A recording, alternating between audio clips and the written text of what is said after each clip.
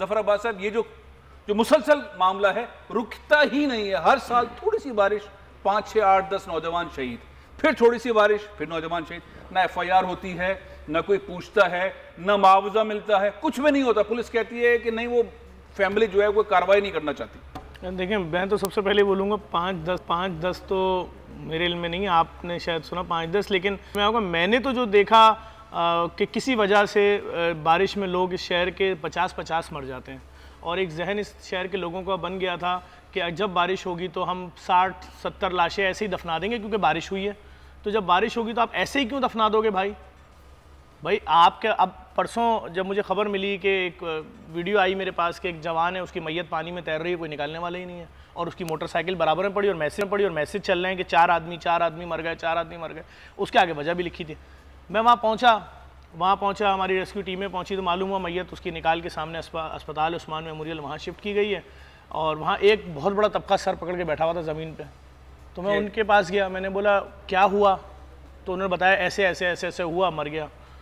मैंने कहा अच्छा, तो मैंने कहा भाई कोई कानूनी कार्रवाई, MLO? कह रहे नहीं, वो तो हमने लिख के दे दिया पुलिस को कि हम नहीं कराना चाहते। फैमिली ने, मतलब जो लोग वहाँ मौजूद थे, मुझे उनके रिश्ते नहीं पता, पुलिस से कार्रवाई नहीं चाहते। उन्होंने कहा हम नहीं चाहते। अल्लाह को ये मंजूर था, बारिश हुई, KE का तार जमीन पर आया, नौजवान शहीद हो गया, और ये वो नौजवान की बात कर रहे हैं जिसके बेटे की विलादत हुई। हाँ, अभी ये तो मैं इस चीज़ का तो मैं तो कोई तस्करा नहीं कर रहा कैसे मरा, ये मेरे इल्म में नहीं है। अब उसके बाद फैसल भाई क्या होता है, मैं वहाँ पूछता हूँ कि भाई मैयत कहाँ है, कहते हैं अभी बड़ा मसला हुआ है, समझ में नहीं आ रहा है, क्योंकि इसके इंतकाल के 10 मिनट बाद उसके घर में बेटे की विलादत हुई है। उसने जहाँ नौकरी करता था नारकली मीना बाज़ार में, वो चूड़ियाँ या कोई इस तरह की दुकान थी, 17,000 रुपये तनख्वाह पे, वहाँ पर उसने ये बोला कि मेरे घर में विलादत होने वाली, मैं जल्दी जा रहा हूँ। उसने बाइक स्टार्ट की, 1 किलोमीटर का सफ़र तय किया, बाइक घुमाई थी चौरंगी पे, तो उसकी ज़िंदगी का वहीं पर इख्तिताम हो गया। अब दूसरी तरफ उसकी बीवी लेबर रूम में, और उसको ये बताया जा रहा है कि तुम अंदर जा रही हो, तुम्हारे यहाँ विलादत होने वाली है, और विलादत हो जाती है, और वो औरत इंतज़ार कर रही है कि मेरा शौहर जवान 26 साल 25 साल का आने वाला है, अपनी पहली औलाद को देखेगा गोद में लेकर के, बेटा अल्लाह ताला ने नवाजा है, और उसको पता ही नहीं है जिस वक्त इधर बेटे की विलादत हो रही है, उधर बाप औंधे मुंह पानी में पड़ा हुआ है, जिसको जमाना देख रहा है, कोई निकालने की जुर्रत नहीं कर सकता, क्योंकि लोगों को पता है, सबको पता है। या फुटेज देख रहे हैं, आपके सामने फुटेज चल रहा है, ये तड़पने वाला मंजर, इसका रिस्पॉन्सिबल पुलिस कहती है कि नहीं, वर्षा FIR नहीं दर्ज करवाना चाहते, हुकूमत, सिविल सोसाइटी, कोई भी FIR दर्ज नहीं करवाता, कोई मामला नहीं। KE को छोड़ दिया कि आप हर बारिश के अंदर हमारे नौजवानों को अपनी नाकामी, अपनी नाअहली की बुनियाद पे शहीद कर। फैसल भाई, ये बात किसने सारी दुनिया को बताई कि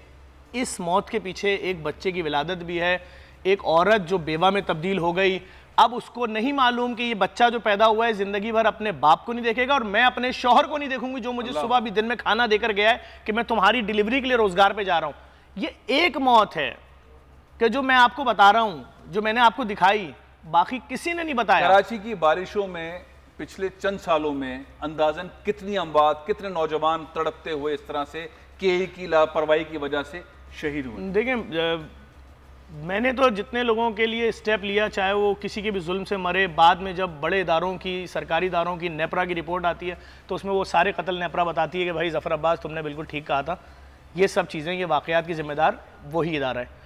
जुल्म में बताऊं, मैं नाम कैसे ले सकता हूँ फैसल भाई, मैं तो पाबंदी लगी, मैं नाम नहीं ले सकता, कोर्ट ने पाबंदी लगाई, और मैं बार बार कह रहा हूँ कि ये नाम नहीं ले सकते। मैं आपको दोबारा बता रहा हूँ कि हमने KE के CEO मुनिस अलवी साहब को दावत दी हुई है, वो इस प्रोग्राम में अपना मौक़िफ़ दें।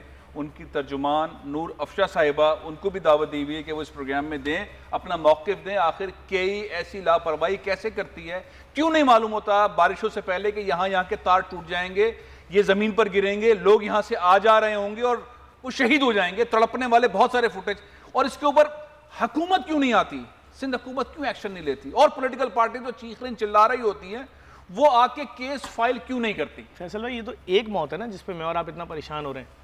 देखिए, हमारे इदारे में लोग आते हैं कि राशन दे दें, घर में भूख है, हम लोग 5 दिन से भूखे हैं, 7 दिन से भूखे हैं, हमें हमारा किराया दे दें, मालिक मकान ने बाहर निकाल दिया, गली में सामान पड़ा हुआ है, अब तो उस घर में भी नहीं रह सकते, इज्जत चली गई, दूसरे किसी मोहल्ले में जाएंगे, एडवांस दे दें। मैं आपको बताऊं ईद पर क्या हुआ है, लोग अपने घरों की यूटिलिटी बिल्स लेकर आए कि जी हमने 10,000 रुपये रोके थे, 80 गज का घर है, कि हम इससे घर में बच्चों को कपड़े दिला देंगे और ईद अच्छी गुजार लेंगे। और ये 35,000 रुपए का फला कंपनी का यूटिलिटी बिल्स आ गया, जबकि हमारे घर में तो चीज़ें ही इतनी नहीं है, इतना बड़ा बिल कैसे है? कोई पूछने वाला ही नहीं है। उस घर में जो अंधेरा था ना, उस घर में जो गम था, वो कौन देखेगा? कि आप सारी जमा पूंजी किसी की भी किसी तरह भी ले लोगे, कोई आपसे पूछेगा ही नहीं और ना काट देंगे। सर आपसे कोई सवाल ही नहीं कर सकता। अच्छा मुझे एक चीज बताएं जफर भाई, आप इतने अरसे से इस मौजू को टच कर रहे हैं, आपकी वजह से लोगों को मालूम होता है, आपके उस क्लिप की वजह से लोगों के आंसू निकल गए, खवातीन रोई, उनको समझ नहीं आया कि इसका जिम्मेदार कौन है। मजमूई तौर पर पिछले चंद सालों में अंदाजन कितने नौजवान इस तरह से शहीद हो गए और उसकी कानूनी कार्रवाई कहां तक पहुंची, किसी को कभी केई नहीं। सवाल तो बेसिकली केई से करना है, लेकिन हम मुसलसल राब्ता कर रहे हैं, वो राब्ते में नहीं आ रहे। किसने बुरसा को कोई मुआवजा देने का कोई तरीक़ेकार है, कुछ दिया है? सर मैं तो आपसे सिर्फ इतनी सी बात करूंगा, हमें नेपरा की रिपोर्ट उठानी चाहिए। जो नेपरा ने 103 पेज की रिपोर्ट शाया की अपनी तहकीक करके, हमने बहुत एहतजाज किया था, उसके बाद नेपरा की टीमें आई। सिर्फ उन रिपोर्टों में जितने लोगों का नेपरा ने किसी इदारे को डायरेक्ट जिम्मेदार ठहराया है, डायरेक्ट, नेपरा तो हमारा कौमी इदारा है ना, उसकी तो हम सिर्फ उनके घर चल देते हैं कि भाई आपको क्या मिला, कोई इंसाफ या कुछ भी आपके लिए। मतलब केई जो है वो उस रिपोर्ट को भी तस्लीम नहीं करती। मैं क्या बोलूं मैं तो सिर्फ इतना जानता हूं सर, हमारी बार बार कोशिश है, मेरी टीम बार बार कोशिश कर रही है मुनिस अलवी साहब से बात हो जाए, उनकी जो तर्जुमान है केई की नूर अफशा साहिबा से बात हो जाए। आप मुझे बताएं फैसल भाई, कह रहा हूं अगर उनसे बात हो जाए तो ये जो बात मैं कह रहा हूं और जफर अब्बास कह रहे हैं उस पर वो अपना पॉइंट ऑफ व्यू। मेरी जिंदगी कितने % दाव पे लगी हुई है आपको अंदाजा है कि आप किसी भी जुल्म के खिलाफ अगर आवाज उठाते हैं तो आपको कोई शख्स 10,000 रुपए देके मरवा देता है, और अगर आप माफियाज के खिलाफ खड़े हो जाएं तो कितना हौसला चाहिए। मैं अकेला लड़ रहा हूं 3 सालों से। हमारी कोशिश है कि केई के तर्जुमान या उनके CEO इस पॉइंट पर, इस मामले पर अपना नुक्ता नज़र, अपना बयान दें। मैं आता हूं दोबारा इस मौजू की तरफ, लेकिन एक और मामला है कोरोना से डरना, उसके साथ चलना। एक तरफ मामला ये है कि उसके साथ हमने ज़िंदगी आगे बढ़ानी है। दुनिया भर में जितने भी ओपन रेस्टोरेंट्स हैं कभी भी बंद नहीं हुए, UAE में, यूरोप में कभी कहीं बंद नहीं हुए। यानी कि खुली फजा के अंदर जो रेस्टोरेंट्स चल रहे हैं वहाँ पे SOPs बना दी, उनके लोगों को जो है वो वैक्सीनेट कर दिया, लोग आ रहे हैं, खाना खा रहे हैं और जा रहे हैं। लेकिन कराची में, सिंध में ऐसी पाबंदी लगाई जाती है कि वो रेस्टोरेंट्स जब खड़े होते हैं, जब उनको मतलब तैयार किया जाता है, उनके फर्नीचर, उनके सिस्टम को, चीज़ों को ठीक किया जाता है, तो उस पर बड़ा पैसा लगता है। जब बंद हुए 15-16 महीने के लिए बंद हुए, जब वो खुले तो एक नई एसोसिएशन बनी इकरा, उन्होंने बड़ा सेलिब्रेट किया और मुझे खदशा था कि चौथी लेयर का मामला आएगा, पाकिस्तान में कुछ और होगा, सिंध में कुछ और होगा, सिंध में कुछ और हो गया। फैजान साहब, सिंध में क्या हुआ? आपने देखा कि पहली तारीख को इन्होंने इजाज़त देनी थी, लेकिन 3 तारीख को नोटिफिकेशन आया और 5 तारीख से बात आना शुरू हो गई कि रेस्टोरेंट की वजह से कोरोना फैल रहा है। अरे भाई वो तो अभी खुले भी नहीं थे, उनको एक प्रोसीजर चाहिए होता खुलने के लिए। रेस्टोरेंट की वजह से बिल्कुल, रेस्टोरेंट मशीन है कोरोना फैलाने वाली। बस वो 5 तारीख को आप देख लें, NCC की न्यूज़ कॉन्फ्रेंस भी, असद उमर साहब की बात भी 6 तारीख को भी। अब इन्होंने 12 तारीख को फैसला कर लिया कि जी 15 तारीख से बंद कर देंगे। 15 तारीख से बंद कर दिया कि आज मैं आपका बैठा हूँ, आज रेस्टोरेंट बंद है। अब बात दरअसल ये है कि हमें तो TV और न्यूज़ चैनल से पता चलता है जी आपका रेस्टोरेंट बंद कर रहे हैं, कोई भी हुकूमती इदारा हमसे रब्ता करने की कोशिश नहीं करता, स्टेक होल्डर से रब्ता नहीं किया जाता।